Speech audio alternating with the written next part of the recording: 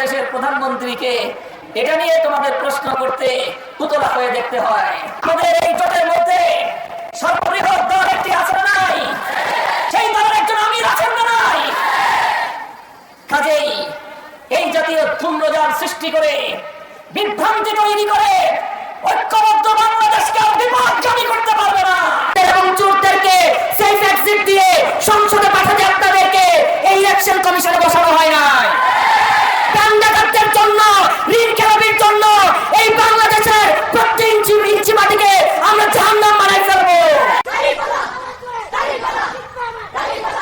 রূপগঞ্জে প্রচারে অংশ নেন নারায়ণগঞ্জ ১ আসনে জামায়াতের প্রার্থী আনোয়ার হোসেন মোল্লা। তার সংসদীয় আসনের ভুলতার সোনাভোগ গ্রামে নারী কর্মীদের প্রচারণায় বাধা দেওয়া হচ্ছে বলে অভিযোগ করেন তিনি। প্রায় একই ধরনের অভিযোগ করেন ঢাকা ১৬ এর দাঁড়িপাল্লা প্রতীকের প্রার্থী আব্দুল বাতেন। তিনি বিহারি ক্যাম্পে প্রচারণা চালাচ্ছিলেন। আমি আশঙ্কা করছি যে সারা রূপগঞ্জে এই বাধা দেওয়ার একটা পরিবেশন চলছে।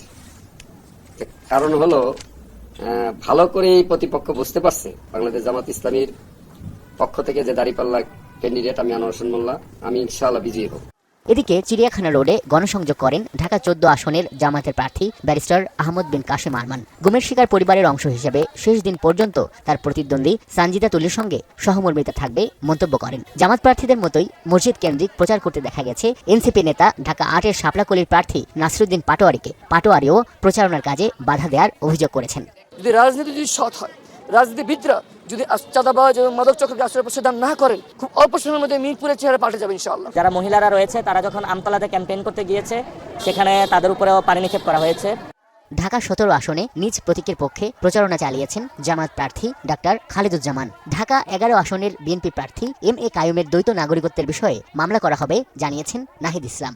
এই এলাকায় বড় ধরনের আসলে ভূমি অধিগ্রহণ, জমি দখল এর আগেও হয়েছে, সেটাই কন্টিনিউ করছে।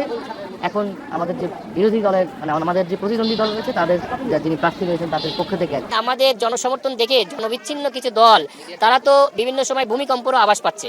এদিন দিনভর ঢাকার বিভিন্ন আসনে নির্বাচনী মিছিল সমাবেশ করে দাঁড়িপাল্লার পক্ষে প্রচারণা চালিয়েছেন জামায়াতের প্রার্থীরা।